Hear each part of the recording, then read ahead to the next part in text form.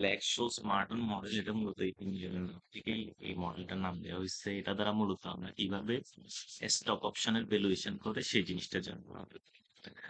সেখানে প্রথমে কিছু অ্যাজাম্পশন দেখি, অ্যাজাম্পশন বলতেছে যে এই ইউ দ্বারা বোঝাচ্ছে, মোট কথা বোঝাচ্ছে যে কি আমার যে রিটার্নটা স্টকে যে রিটার্নটা দিবে অল্প সময়ের জন্য, মানে হচ্ছে short period of time, delta T, মানে হচ্ছে সাপোজ এই 3 মাসের জন্য, তাহলে এই 3 মাসের জন্য সেটা হচ্ছে নর্মালি ডিস্ট্রিবিউটেড। আর আমরা ইউ দ্বারা ডিনোট করবো হচ্ছে স্টকের এক্সপেক্টেড রিটার্ন, আর এটা দ্বারা সিগমা দ্বারা ইয়া করবো ভোলাটিলিটি। আর মিন রিটার্ন, এই যে এই টাইমের মিন রিটার্নটা বের করবো হচ্ছে এই এক্সপেক্টেড রিটার্নের সাথে ওই টাইমটা গুণ করবো, আর স্ট্যান্ডার্ড ডেভিয়েশন বের করবো হচ্ছে কি ওই এই সিগমার সাথে ওই টাইমটার রুট গুণ করবো। আচ্ছা, এটা দ্বারা বোঝাচ্ছে হচ্ছে আমার কতটুকু স্টক প্রাইস চেঞ্জ হচ্ছে এই টি টাইমে, এটা বের করার সূত্র হচ্ছে এই যা ইউ ইন্টু ডেল্টা টি। আর এটা হচ্ছে ভোলাটিলিটির সূত্র। এখন একটা উদাহরণ দেখি, সাপোজ একটা স্টকের দাম ভোলাটিলিটি 30%, আর যেটার স্টক প্রাইস হচ্ছে 85। এখন স্ট্যান্ডার্ড ডেভিয়েশনটা কত হবে? তাহলে ওই 0.30 ইন্টু রুট ওভার 1/52, এক উইকে কতটুকু চেঞ্জ হবে? যেহেতু উইকে এই জিনিসটা উইকে প্রকাশ করছে, এই জন্য আমরা 1/52 বসাইছি। যদি ডে তে প্রকাশ করতো তাহলে 1/365 দিতাম, যদি মাসে হইতো 1/12 দিতাম, এভাবে। এখন দেখা যাচ্ছে যে কি আমার শেয়ারটার প্রাইস চেঞ্জ হবে 4.1%। আর 4.1% হচ্ছে 50 টাকার হচ্ছে 2.08, মানে হচ্ছে ওই স্টকের ভোলাটিলিটি হচ্ছে মানে টাকায় 2.08। এখন বলতেছে during a short period of time the standard deviation of the changes in stock price is usually much greater than is expected percentage change, মানে হচ্ছে বলতেছে স্ট্যান্ডার্ড ডেভিয়েশনের এই চেঞ্জটা অল্প সময়ে হচ্ছে গিয়ে আমার ওই যে যতটুকু প্রাইস চেঞ্জ হচ্ছে তার থেকে বেশি। এখন এটা কিভাবে? সাপোজ আমার স্টকের রিটার্ন হচ্ছে 50%, আর আমার কি the expected change in 1 week, তাহলে 1 উইকে আমার কতটুকু চেঞ্জ হইতে পারে সেটা হচ্ছে যে 15/52। এই যে এটা কিভাবে বের করছি, এই যে এই সূত্র দিয়ে, তাহলে 29%, কিন্তু আমার এখানে বের হয়েছে কত, এয়া ছিল কত, স্ট্যান্ডার্ড ডেভিয়েশনের চেঞ্জ হয়েছে 4.1%। মোট কথা বলতেছে এক্সপেক্টেড রিটার্নের চেঞ্জটা বেশি। আচ্ছা, এখন আমরা নর্মালি ডিস্ট্রিবিউটেড হইলে এটা এমন একটা রেজাল্ট জানি, একটা ইয়া জানি যে স্ট্যাটিস্টিক্সে শিখছিলাম যে 95% প্রবাবিলিটি, মানে one standard deviation plus minus করলে আমরা 95% প্রবাবিলিটির রেঞ্জটা খুঁজে পাই। সো ইন আওয়ার এক্সাম্পল আমরা জানি যে 95% নর্মাল ডিস্ট্রিবিউশন, 95% এর ভ্যালু হচ্ছে, প্রবাবিলিটির ভ্যালু হচ্ছে কত, 1. করে ভ্যালু হচ্ছে 1.96। আর 1.96 ইন্টু এই যে আমরা এটা গুণ করলাম, মানে যে সিগমার যে চেঞ্জটা, তাহলে 8.1%। তার মানে হচ্ছে আমার মিন থেকে 8.1% শেয়ারটা পজিটিভে হইতে পারে, 8.1% নেগেটিভ হইতে পারে। তার মানে আমি যদি এখন এটাকে যদি একদম টাকার অঙ্কে প্রকাশ করতে যাই, তার মানে this means that there is a 95% probability that the dollar change in stock price will be less than 15 into ওটার সাথে ওই পার্সেন্টেজটা গুণ করলে 4.08, মানে হচ্ছে ওই শেয়ারটার প্রাইস তাহলে 50-এর সাথে যোগ হলে 54.8, আর নিচের দিকে গেলে কত, 47.92 পর্যন্ত, মানে হচ্ছে এই রেঞ্জের, সরি 45.92 টু 4.048 এর মধ্যে থাকবে। তো এখন আমরা আরেকটা ডিস্ট্রিবিউশন জানবো, সেটা হচ্ছে লগ নর্মাল ডিস্ট্রিবিউশন। তো লগ নরমাল ডিস্ট্রিবিউশন বলতে বোঝায় হচ্ছে stock price at any future time has a, মূলত আমরা যে স্টক প্রাইস গুলো দেখি সেগুলো হচ্ছে কি লগ নরমাল ডিস্ট্রিবিউশন। আমরা নরমাল ডিস্ট্রিবিউশনটা জানি এরকম, যেটা মাঝে থাকে জিরো, এ পাশে সেম ভ্যালু গুলো থাকে, আর ম্যাক্সিমাম ভ্যালু গুলা, ভেরিয়েবল গুলা কি থাকে, জিরো এর কাছাকাছি থাকে। আর লগ নরমাল ডিস্ট্রিবিউশনে মূলত কোনো নেগেটিভ হয় না, সবগুলা হয় পজিটিভ। ঠিক আছে, আর লগ নরমাল ডিস্ট্রিবিউশনে হচ্ছে গিয়ে তার মানে মিন, মিডিয়ান, মোড এগুলা ডিফারেন্ট থাকে, আর লগ নরমাল ডিস্ট্রিবিউশনে হচ্ছে গিয়ে মানে রিসেন্ট টাইম গুলাকে বেশি ইয়া দেওয়া হয়, মানে বেশি প্রায়োরিটি দেওয়া হয়, বেশি ওয়েট দেওয়া হয়। তো এই variable with normal distribution has the property that it's natural logarithm is normally distributed, মানে হচ্ছে এটার ভ্যালু গুলা তাহলে ন্যাচারাল লগারিদমের মতো করে ডিস্ট্রিবিউটেড। তার মানে আমরা এখানে শেয়ার প্রাইস গুলা থাকবে সবগুলা কি লগারিদম। তো এখানে এই যে আমার মিন যে শেয়ার প্রাইসটা এটা কত হবে সেটা বের করা যায় হচ্ছে লন S0 মানে আজকের দিনের প্রাইস প্লাস এই যে এটা হচ্ছে expected return minus sigma square divide by 2 into T T বলতে এখানে ডেল্টা টিটাকে বোঝাচ্ছে টাইমের কতটুকু চেঞ্জ হচ্ছে আর স্ট্যান্ডার্ড ডেভিয়েশনও সেম একটু আগে যে সূত্রটা দেখছি ওটাই তার মানে মিনটাকে আমরা কি এই সূত্র ইউজ করে বের করতে পারবো আর স্ট্যান্ডার্ড ডেভিয়েশন এটা বের করে বের করতে পারবো the expected value of ST is মানে হচ্ছে ওই এক্সপেক্টেড ভ্যালুটা আসলে কত হবে এটা আবার আমরা কি এমনি নর্মালি বের করতাম কোথা কিভাবে এভাবে S0 ই তারপরে এটা হচ্ছে কি কতটুকু রিটার্ন দিচ্ছে এটা যদি পার্সেন্টেজ থাকে ইনটু টি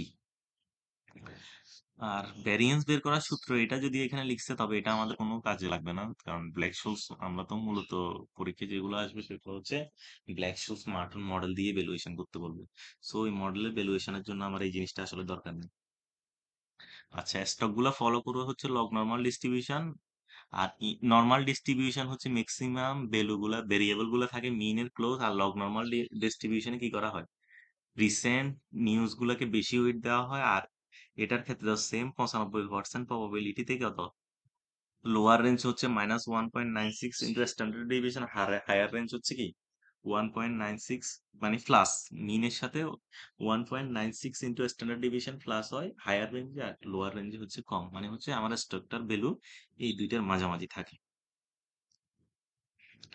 এই যে তাইলে এই সূত্রটা তো একটু আগে দেখলাম এখন আমরা ডিরেক্ট ম্যাথে চলে যাই সাপোজ স্টক প্রাইস হচ্ছে 40 টাকা তারপর এটার ভোলাটিলিটি হচ্ছে 16 সরি এটার এক্সপেক্টেড রিটার্ন 16 ভোলাটিলিটি হচ্ছে 20% টাইম হচ্ছে 0.5 তাহলে আমরা এটার মিনটা কিভাবে বের করবো লন স্টক প্রাইস মানে লন 40 ব্র্যাকেট দিয়ে তারপর এখানে দিবো expected return minus sigma square by 2 into time তাহলে আমার বের হয়েছে মিন রিটার্ন হয়েছে 3.76 আর স্ট্যান্ডার্ড ডেভিয়েশনটা বের করলাম 0.20 হোল স্কয়ার ইনটু √5 এটা হচ্ছে গিয়ে এই যে স্ট্যান্ডার্ড ডেভিয়েশনের সূত্রটা বসাইলাম বের হইলো 0.14142 এখন রেঞ্জটাকে আমরা প্রথমে লনে প্রকাশ করব তারপর এটা হচ্ছে কি আমরা কি শেয়ার প্রাইসে যাব তো লন বলতে এগুলো হচ্ছে লগারিদমের ভ্যালু আমরা শেয়ার প্রাইসে যাইতে হইলে এটাকে লন দিয়ে ওই ভ্যালুটা ক্যালকুলেটরে বসাইলে তাহলে অ্যাকচুয়াল শেয়ার প্রাইসটা আসবে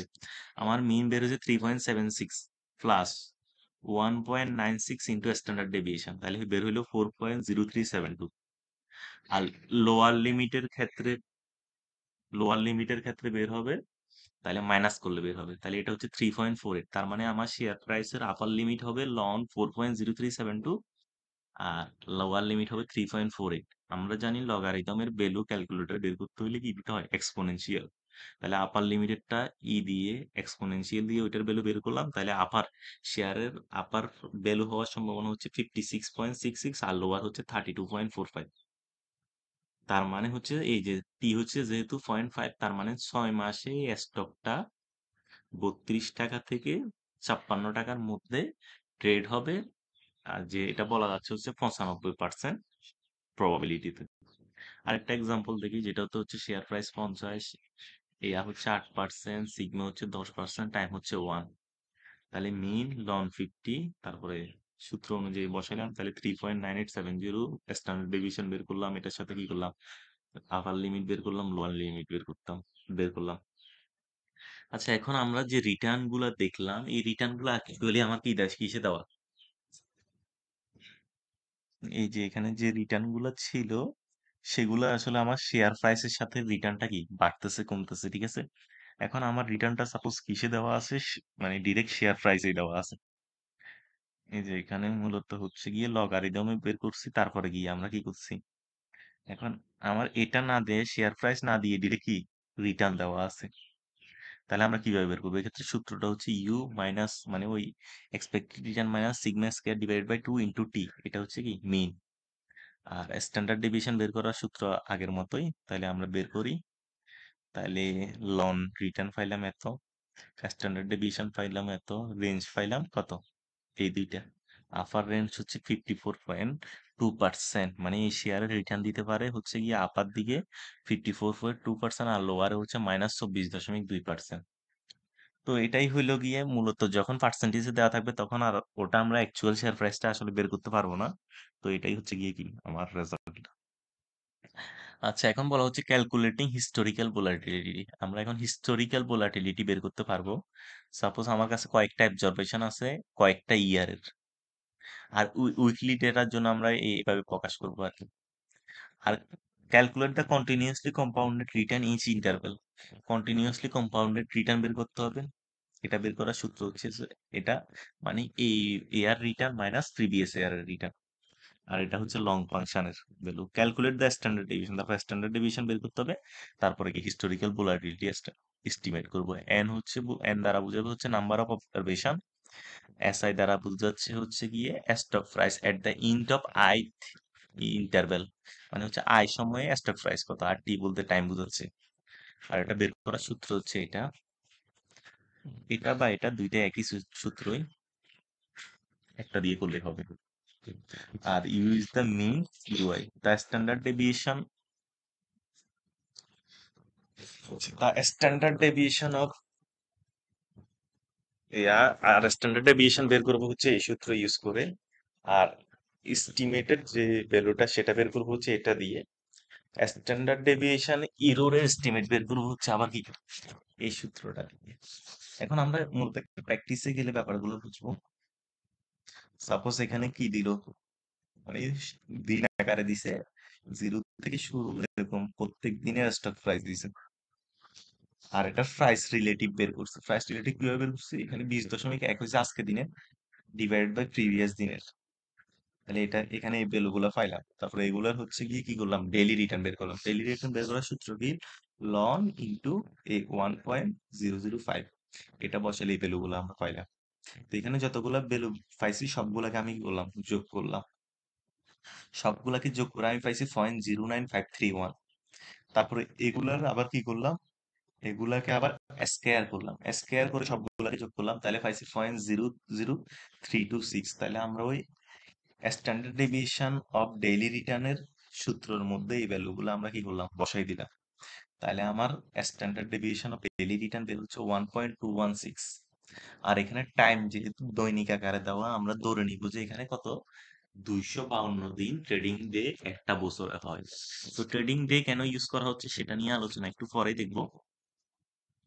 আর আমার ভোলাটিলিটি তাহলে কিভাবে বের করবো, তাহলে এই যতটুকু ভোলাটিলিটি রুট ওভার টাইম, তাহলে বের হলো 19.3%। আর এটার ইরোর হওয়ার সম্ভাবনা কত, 3.1%।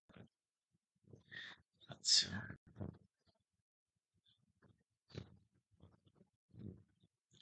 আচ্ছা, এখন আমরা দেখবো যে আসলে কিভাবে ব্ল্যাক শোলস মডেল দিয়ে আমরা এটা বের করি।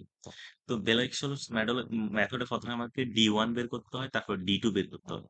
তারপরে এগুলার ভিত্তিতে ক্যালকুলেটরের মাধ্যমে আমরা কি ডিস্ট্রিবিউশন মানে D1 এর একটা ভ্যালু, D2 এর একটা ভ্যালু বের করব।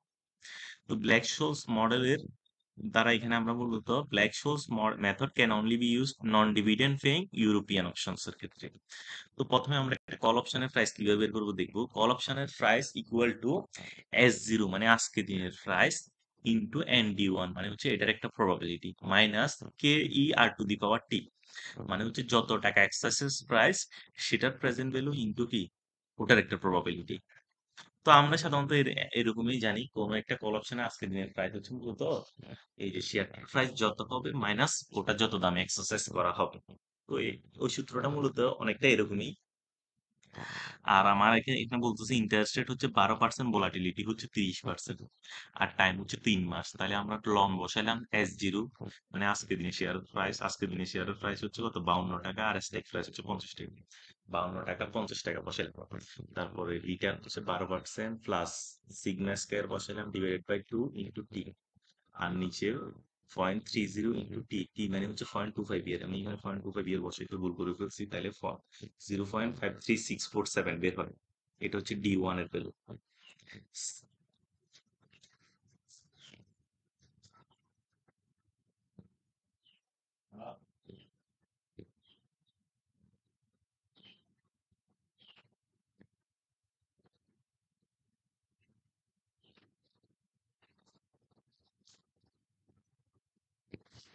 এরপর হচ্ছে কি আমরা ডি টু এর ভ্যালু বের করবো। ডি টু এর ভ্যালু বের করার জন্য আবার একটা সূত্র আছে। তো সেটা অনুযায়ী আমরা কি করলাম, ডি টু এর ভ্যালু বের করলাম। তাহলে এই ডি ওয়ান এর ভ্যালু, ডি টু এর ভ্যালু, ডি টু এর ভ্যালু আরেকটা ভাবে বের করা যায়, ডি ওয়ান এর ভ্যালু থেকে বা এই জিনিসটা মাইনাস করলে হচ্ছে ডি টু এর ভ্যালু বের করা। এখন আমরা কল অপশনের প্রাইস বের করবো। কল অপশনের প্রাইস বের করবো কিভাবে, আমার আজকের দিনের প্রাইস প্লাস এই ডি ওয়ানটাকে এটা ক্যালকুলেটরে বসাবো ডিস্ট্রিবিউশন ফাংশনে, কোথায় প্রবাবিলিটি বের করবো, ডিস্ট্রিবিউশন ফাংশনে বসাই, সেটা বের হবে 0.70418। এটা সম্পর্কিত আমি আরেকটা ভিডিও, একটা লেকচার দেখাবো। আর তারপরে এটা হচ্ছে প্রেজেন্ট ভ্যালু, তারপরে ডি টু এর ভ্যালু কিভাবে বের করবো সেম জিনিসটা দেখাবো। তাহলে আমার এটা বের হয় 36.17, 61736, আর এখানে আমার বের হয় 31.56034। তাহলে আমার এই কল অপশনটার প্রাইস হচ্ছে কি হয় 5.05702। এবার হচ্ছে ফুড অপশন প্রাইস। ফুড অপশনে সেম আগের মতোই, জাস্ট এখানে সূত্রের মধ্যে হালকা পার্থক্য। এই এনডি টুটাকে এখানে কি এনডি টু আর এনডি ওয়ান দুইটার ক্ষেত্রে, দুইটার ভ্যালু বসানোর ক্ষেত্রে আমরা ক্যালকুলেটর মাইনাস চিহ্নটা বসাই দিলে কি প্রবাবিলিটিটা বের হয়ে যাবে। তাইলে এটা আমরা কি করলাম, প্র্যাকটিস আকারে দেখবো। তাহলে এটাতে বের হবে 6.39। আচ্ছা, এটা এই আমি আরেকটা ভিডিও দিয়ে বাকিটুকু কমপ্লিট করবো। এইটার জন্য মানে এই লেকচারে এতটুকুই থাকুক।